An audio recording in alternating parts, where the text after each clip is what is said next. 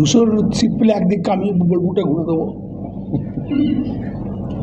অনুব্রত মণ্ডল বলেছিলেন বিজেপি যদি এবার 200 আসন পায় তাহলে একদিক কামিয়ে বোলপুর ঘুরে দেবেন। অনুব্রত মণ্ডলের আশা ছিল বিজেপি হয়তো এবার আগের মতোই 2 অঙ্ক পেরোতে পারবে না, তবে সে সত্যি ভুল প্রমাণিত করে 207টি আসন পেয়েছে বিজেপি। তবে অনুব্রত মণ্ডল কথা রাখেননি। চুল গোফ কামানো তো দূরের কথা, মিডিয়ার সামনেও আসছেন না, এমনকি বাড়ি থেকেও সেইভাবে বের হতে লক্ষ্য করা যাচ্ছে না। আর এমন পরিস্থিতিতেই তার গড়ে ঢুকে যা করে দেখালো বিজেপির, তা রীতিমতো শিহরণ ফেলে দিয়েছে। অনুব্রত গড়, যেখানে একসময় বিজেপি কর্মী সমর্থকরা মাথা তুলে দাঁড়াতে ভয় পেতেন, সেখানে বিরাট মিছিল করে তাক লাগিয়ে দিলেন সবাইকে। যে মিছিলের নেতৃত্ব দেন খোদ অনুব্রত মণ্ডলের খুড়তুতো ভাই সুমিত মণ্ডল। বুধবার অনুব্রত মণ্ডলের গ্রাম নানুরের হাটসেরান্ডি এমন বিরাট মিছিলের আয়োজন করে বিজেপি, যে মিছিলে বিপুল সংখ্যক মানুষের সমাগম দেখা যায়। যে মিছিলে হরিনাম সংকীর্তন থেকে শুরু করে ডিজে গান সবকিছুই লক্ষ্য করা যায়।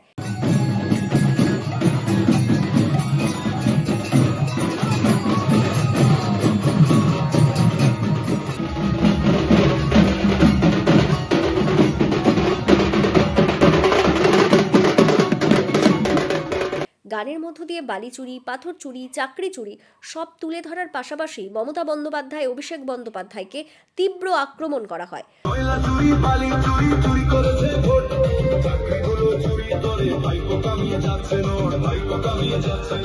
মিছিলে এত মানুষের সমাগম দেখে সুমিত মণ্ডল জানান, এতদিন মানুষ ভীত সন্ত্রস্ত হয়েছিল বলেই কিছু বলতো না, এখন তাদের বলার সময় এসেছে। ওই গ্রামের মানুষ এতদিন মুখ বন্ধ করেছিল, দম বন্ধ অবস্থায় ছিল। আজ যেহেতু ভারতীয় জনতা পার্টি জয়লাভ করেছে, তারা স্বাধীনভাবে নিজের মতাদর্শ, নিজের মত প্রকাশ করতে পারছে। এখানেই শেষ নয়, এর পাশাপাশি তিনি আরও জানান, এই যে এত মানুষের সমাগম দেখছেন, এই সমাগম কোনো প্রলোভনের সমাগম নয়। মানুষ স্বতঃস্ফূর্তভাবে আনন্দে আত্মহারা হয়ে এসেছেন মিছিলে পা মেলাতে।